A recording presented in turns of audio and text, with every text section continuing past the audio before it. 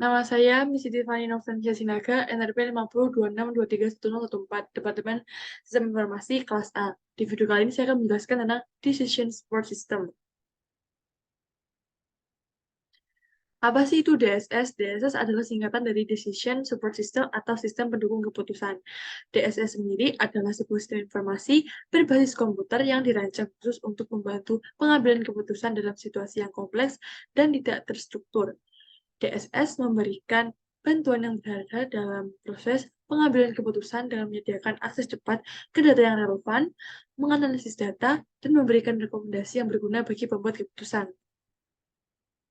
Di sini saya mengambil case dari artikel yang berjudul Implementasi Decision Support System di bidang data spasial sistematik literatur review.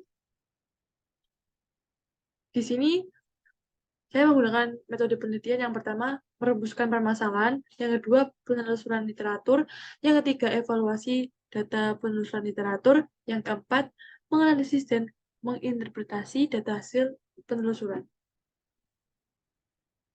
Di sini saya akan membahas tentang pembahasan literatur berdasarkan case, yaitu penggunaan DSS dalam menentukan lokasi destinasi wisata. Berdasarkan hasil penelusuran artikel jurnal pertama yang membahas tentang penggunaan DSS pada bidang geografi berjudul An Ontology Based Web Decision Support System to Find Entertainment Points of Interest in a Urban Area. Perjalanan ke berbagai kota dan wilayah untuk wisata membutuhkan sebuah tools untuk membantu memilih tujuan destinasi mereka. Dalam studi ini, dirancanglah sebuah DSS spasial berbasis ontologi untuk menemukan pusat hiburan dan pariwisata di arah Iran, memberikan rekomendasi kepada pengguna destinasi wisata yang sesuai dengan sistem DSS yang dibangun berbasis web yang dikembangkan dengan teknologi seperti Workers. Hasilnya menunjukkan bahwa pencarian dengan POI point of interest di wilayah studi yang dikembangkan setidaknya 30% lebih berhasil dibandingkan dengan mesin pencari atau media sosial. Lalu, di sini ada case implementasi dalam kegiatan pertanian. Artikel yang berjudul Precision and Intelligent Agricultural Decision Support System Based on a Big Data Analysis menjelaskan efek dari penggunaan DSS di bidang pertanian dengan dilakukan menggabungkan dan dianalisis dengan algoritma pohon keputusan untuk memproses klarifikasi. Sistem ini utamanya melakukan pemrosesan data pertanian yang akurat dan membuat prediksi yang efektif, sehingga dapat mendukung penentuan keputusan model dalam makalah yang dikomunikasikan. Dengan analisis eksperimental dan dari data tersebut dapat disimpulkan bahwa DSS di bidang yang signifikan dalam pemrosesan data pertanian dan kemampuan untuk mendukung pengambilan keputusan. Lalu, case yang ketiga, penggunaan DSS, Sistem Informasi Geografis.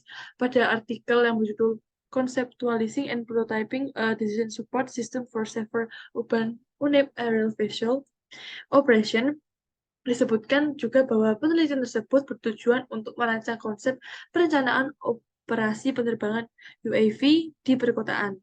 Hasil dari penelitian menyebutkan bahwa terdapat potensi yang besar dalam penggunaan DSS untuk diindikasikan bahwa perencanaan operasi penerbangan UAV di perkotaan harus diterapkan pada setiap area, aset, dan lokasi yang berbeda-beda dari setiap pemangku kebijakan penggunaan UAV, sehingga masih diperlukan penelitian lanjutan yang lebih spesifik.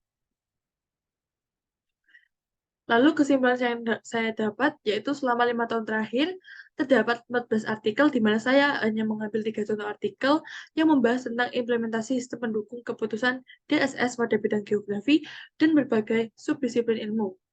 Dari analisis 10 jurnal tersebut menunjukkan bahwa DSS digunakan dalam berbagai hal seperti penentuan destinasi wisata, pengelolaan risiko banjir, peningkatan industri pertanian, penggunaan dalam sistem informasi geografis, keamanan operasionalis drone, pemilihan lahan dan jual beli real estate, pemantauan kualitas dan risiko pencemaran air, serta penentuan pembangunan kembali brownfield.